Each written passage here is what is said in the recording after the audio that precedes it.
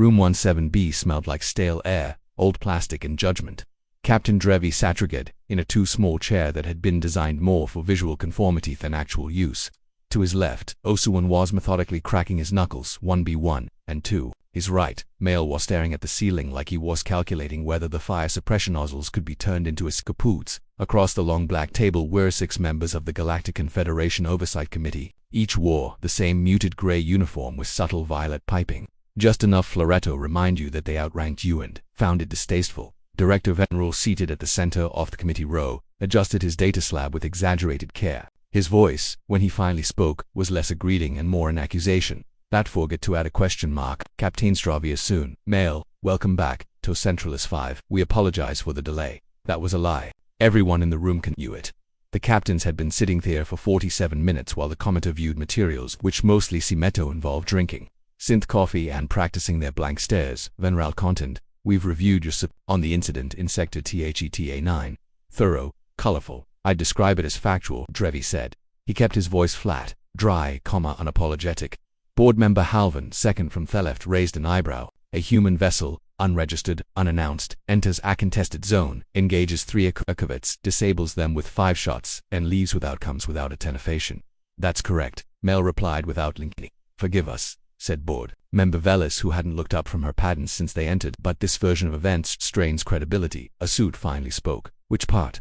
Venril interjected before Velis couldn't. Where the part where the shuttle served an ambush. That should have ended in total destruction. And the part where one human ship, outgunned 3 Asher warships, and left before Wu could so much as scan its jump signature. That is in fact Wookup, Drevi said. Mail leaned in. You think we're lying? We think your experience may have your interpretation. Halvarin said smoothly, like he was trying Tasnic condescension through customs. Right, Mail muttered. Must have been a hallucination, a collective one. There's a reason we summoned you here in person, said Venril, to clear up any discrepancies before this report is passed up the chain.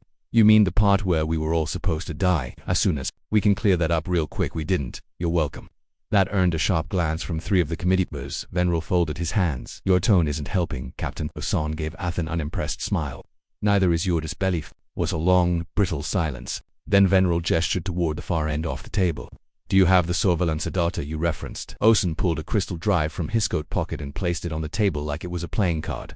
Uncompressed foot from shuttles 2, 4, and 9. You'll want to start at timestamp 3 hours, 12 minutes, and 47 seconds. Venril nodded toward the aide near through. The aide, clearly someone who had dreamed of being somewhere else, anywhere else, took the drive and slotted it into the embedded wall console. Play it on the large screen, Venril said. Audio on the wall, Hameto Life, flickering before stabilizing, an external shuttle feed. It showered black edge of Theta-9 space, a quiet field of stars and icy rock clusters. Havar crossed his arms. And we are Toblived. This ship simply appeared. Not simply, Drevi said. It showed up after 3 cloaked Eka ships dropped out of stealth and lit us up like Stevel lanterns. Convenient timing. Ellis murmured, lucky for us. Mel replied, unlucky for Dash. The footage froze. The aide was waiting for the cue. That steepled his fingers. Before we continue, Captain Drovi, please recount your version of events for the record. Drevi inhaled through his nose, then nodded. At 0312, our convoy entered Theta-9's outer intel had it as a cold zone, no hostiles, no value. That turned out to be incorrect. 3 senior corvettes cloaked in perfect intercept formation. Their maneuvering suggested they weren't probing, they were waiting. Ambush, Asun added, and not there first. Drevi nodded. I ordered evasive maneuvers and scatter pattern Theta-2.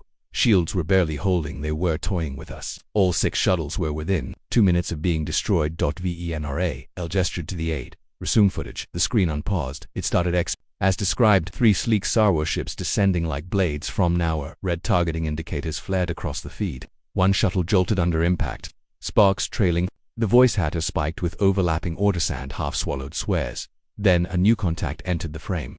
At first it was just a blur on the edge of Thesterfield. Then it angled in hard, fast, and entirely the wrong shape. Pause, Drevi said. The aide complied. Zoom on unidentified contact, Osuan said. The screen magnified. The committee leaned forward slightly. That's what is that? Velis asked. Her voice wasn't certain now. Human, Male said. Maybe. Venril tapped the side of his chair. Will continue playback momentarily, but understand what you're claiming has significant implications. Rogue human vessels in disputed zones. Unauthorized combat intervention without clearance. No comes, Drevi said. No flag, no announcement. Then how do you know they were human? Asun pointed at the frozen screen. Just wait. You'll see. The playback. The human vessel careened at an oblique angle, engines overclocked and radiating more heat than its hull should have withstood. It was smaller than any of the GC shuttles, half their length and lower slung. As it turned into view, a few of the board members leaned closer and its frame was asymmetrical, a large central mass slung forward like the prow of an iceberg, flanked by uneven lateral pods that had clearly been bolted on after the original design, if there had ever been one. Blackened weld lines ran down its sides. Like scar tissue, a half-melted sensor dish drooped offset to one of the stabilizing fins wobbled visibly as it cut through Thedric. "What is that?" Board member Hallen said, his voice thin with confusion. "Looks like a shipyard," threw up Male said under his breath. The committee didn't laugh. In the footage, the human vessel didn't decelerate it, never slowed. It passed directly between two GC shuttles, cutting within 50 meters of one dot. No lights, no comms, just a hunk of angry metal and silent velocity. Then came the shots, not a barrage, not a panic pred salvo. 5 distinct flashes, each fired from a different mounting left pod, central cannon, something rigged below the nose, that looked suspiciously like a mining bore troffited to eject compressed plasma. The result was clinical. The lead core of its bridge erupted in a blossom of light and vented gas. Its engine has flared once, then flickered out. The skin ship's weapons pod simply disappeared. 1 second it was there. The next, the footage showed debris streaming like flakes from a shattered sculpture. The third hit amidships, not now to destroy it, just enough to crack the hull wide open. Escape pods launched from its belly like frightened birds. By the time the GC shuttles managed to regroup, the engagement was over. The committee room was quiet except for the soft hum of the playback system. No one interrupted now. The footage continued. The strange vessel hovered near Shuttle 9 Osun's ship facing its flank. Its lights were dim, but then one on the port side blinked.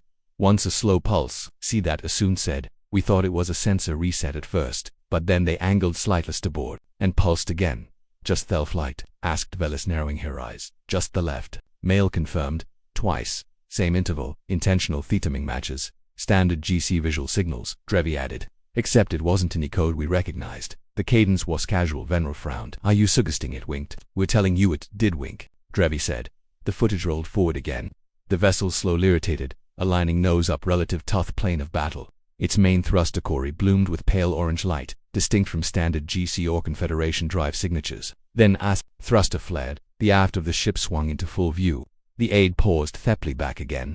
Everyone in the room leaned forward. There it was on their scorched metal hull, barely legible through soot and carbon scarring, painted in uneven yellow. Clemency Thelators were hand-and not stenciled. These were mismatched. The wide dipped below the hole seemed like an afterthought. "Enhance and isolate frame," Venril ordered. The aide complied. The name filled the wall display. Board member Halvoran swallowed hard. Clemency murmured. "You'll find no match for Thatne in our registry," Osun said, "or anywhere else." "Believe me," Drevi added. "We checked." Venril steepled his fingers again.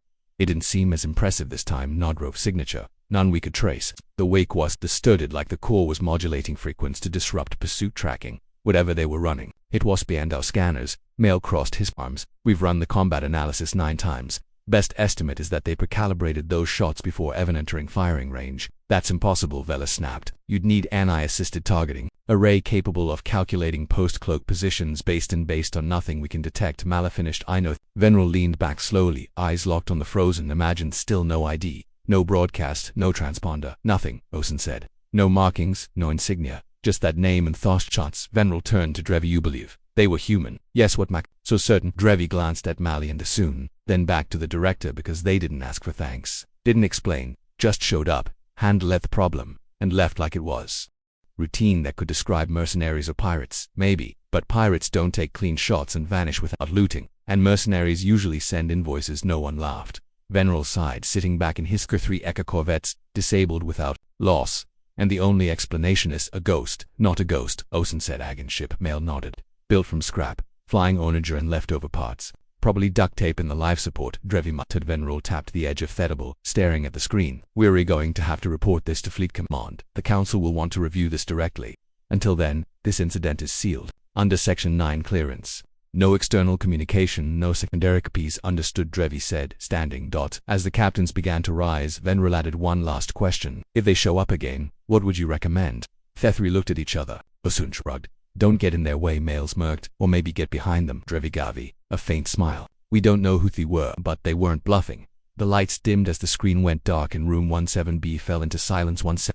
If you enjoy my stories set in THEGC universe, you can now buy Tales from GC Volume 1 in Kindle and paperback, off Amazon.